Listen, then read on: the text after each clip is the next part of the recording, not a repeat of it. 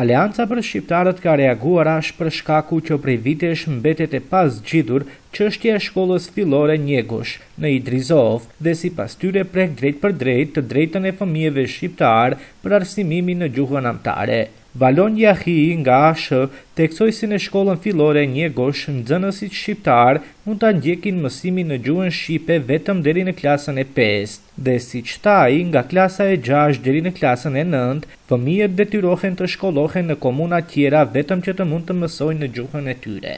Ministri i Arsimit Vesna Janevska deklaron se është mirë që fëmijët të mësojnë në gjuhën e tyre anëtare.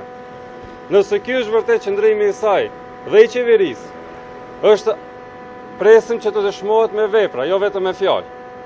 Çka e pengon institucionet që në shkollën fillore Njegosh të hapin paralele në gjuhën shqipe edhe nga klasa 6 deri në klasën e 9.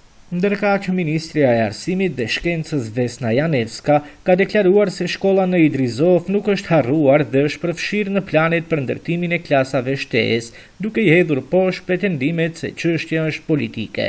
Ajo shkollë bën pjesë në ato ku do të ndërtohen klasa shtesë, nuk jam e sigurt nëse kjo do të ndodhë në nëntor apo në pranverë, por e di me siguri se aty do të shtohen klasa. Janevska gjithashtu ka bërë të ditur se ky nuk është një vendim politik në kundërshtim me institutet publike dhe u shpreh se në aktivitetet e planifikuara do të zgjidhin këtë çështje.